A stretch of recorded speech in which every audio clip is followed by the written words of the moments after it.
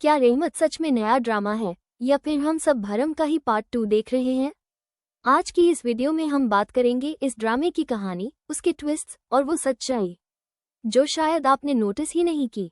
Drama शुरू होता है बारी से, एक ऐसा लड़का जो अपनी बहन से बहुत ज्यादा प्यार करता है। उसकी दुनिया ही उसकी बहन के इर्द गिर्द घूमती है, लेकिन यही प्यार उसे एक बड़ा फैसला लेने पर मजबूर कर देता है। वो अनाया जैसी लड़की से शादी के लिए तैयार हो जाता है, सिर्फ अपनी बहन की खुशी के लिए। अब यहाँ पर अनाया का कैरेक्टर थोड़ा अलग है। उसे सब कुछ परफेक्ट चाहिए, बड़ा चाहिए और सबसे खास अटेंशन चाहिए। जब सगाई की बात आती है तो वो साफ मना कर देती है कि कोई सिंपल या कंबाइंड फंक्शन नहीं होगा। उसे सिर्फ एक ग्रैंड फंक्शन चाहिए जहाँ स्पॉटलाइट सिर्फ उसी पर हो।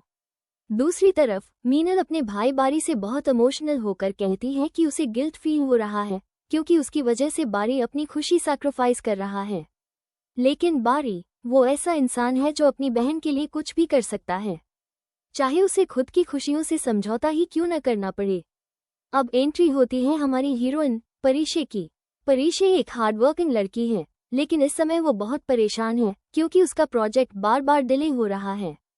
उसे डर है कि उसके बॉस मिस्टर शाइन उसे नौकरी से निकाल सकते हैं।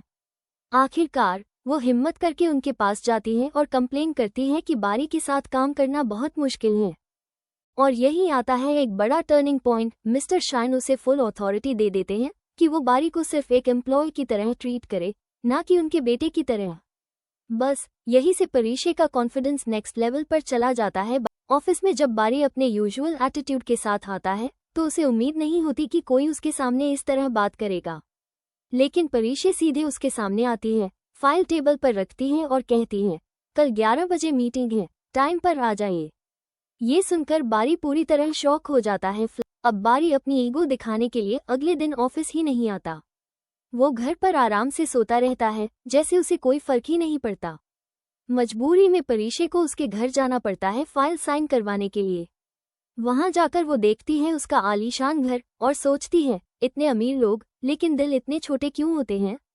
वो घंटों इंतजार करती है, लेकिन बारी जानबूझकर उसे इग्नोर करता है। आखिरकार वो वापस लौटने का फैसला करती है। परीशे रास्ते में अकेली होती है, उसे कोई सवारी नहीं मिलती और कुछ गुंडे उसे परेशान करने लगते हैं। तभी बारी वहां पहुंचता है और बिना कुछ सोचे उन गुंडों से लड़ने लगता है। फाइट के दौरान एक गुंडा बंदूक निकालता है और बारी पर गोली चलाने की कोशिश करता है, लेकिन तभी परीशे बीच में आ जाती है और गोली उसे लग जाती है।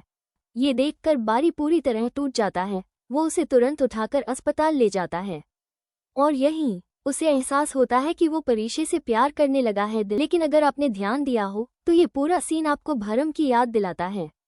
वही स्टोरी, वही सैक्रिफाइस, वही लव रियलाइजेशन। तो अब सवाल ये है, रहमत आगे कुछ नया दिखाएगा या फिर यह सिर्फ एक रिपीट कहानी है? आपकी क्या राय है?